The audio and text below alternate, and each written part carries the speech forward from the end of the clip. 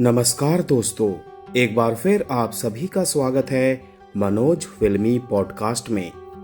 1988 में आई महाभारत में दुर्योधन का किरदार निभाने वाले पुनीत इस्सर ने अपने कैरियर में काफी उतार चढ़ाव देखे हैं।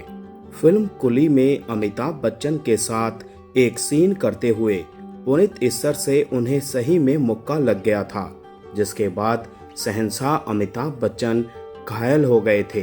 इस घटना ने पुनीत के कैरियर को खतरे में डाल दिया था। दोस्तों, वीडियो में आगे बढ़ने से पहले प्लीज मेरे चैनल को सब्सक्राइब करके बेल आइकन को जरूर प्रेस कर दीजिएगा। तो चलिए दोस्तों, वीडियो को शुरू करते हैं।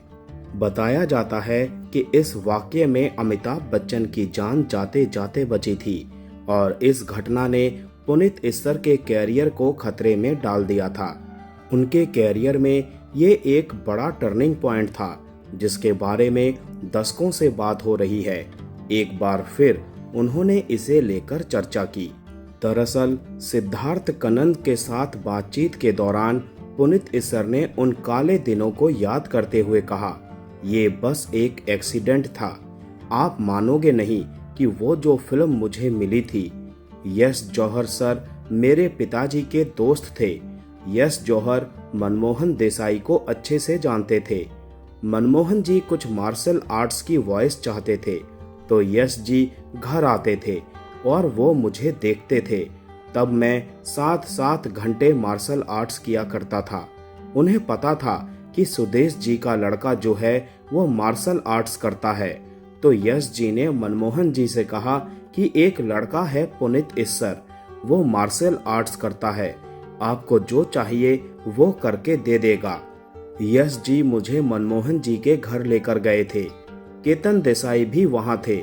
उन्होंने मुझसे पूछा, क्या क्या कर सकते हो? मैंने कहा, ये कर सकता हूँ। उन्होंने कहा, करके दिखाओ। मैंने करके दिखाया, आवाज निकालकर और बाकी सब। उन्होंने कहा, कमाल है। ऐसे ही मैंने नसीब फिल्म में डबिंग की थी उनके लिए। मनमोहन जी ने मुझसे पूछा था, काम करेगा? मैंने कहा था कि सर मैं तो काम चाहता हूँ। उन्होंने कहा कि डन, मैं तुमको कुली में लेगा। और पहला दिन पहला शॉट मिस्टर बच्चन के साथ और फिर वो हो गया। हादसे के बारे में बात करते हुए पुनीत इस्सर ने कहा, हम एक एक्शन सीन कर रहे थे जिसमें हमें एक दूसरे को मुक्के मारने थे।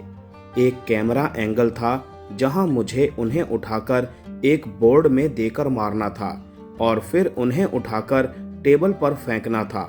हमने रिहर्सल की तो प्रोफाइल एंगल जो था उसमें पीटर पेरा सर ने कहा कि पुनीत ये जो मार रहा है उसमें लग रहा है कि वो नहीं मार रहा है। तो अमित जी ने कहा कि पुनीत तुम इसको टच करो जरूर, मैं तो बच ही जाऊंगा। तो क्या हुआ कि मैंने जब उनको बोर्ड में मारा तो वो उसे हिट करके आगे आए। टाइमिंग कुछ गड़बड़ हो गई, वो 6 इंच आगे आ गए। मेरा हाथ जो था लग गया उनको। ये बस एक एक्सीडेंट था। उसके बाद जो हुआ वो इतिहास में दर्ज है। पुनीत ने आगे कहा कि डॉक्टरों ने लापरवाही की। वो समझ ही नहीं पाए कि क्या हुआ है। उन्हें समझ ही नहीं आया कि इंटेस्टाइन रप्चर हुआ है। तब तक हालत और खराब हो गई थी। उन्हें पस पड़ गया था। लेकिन मिस्टर बच्चन की महानता है कि पेपर्स में बहुत कुछ आ गया था और मैं परेशान था कि क्या है यार ये। 1981 की बात है। मैं सोचता था कि क्या होगा क्या नहीं होगा।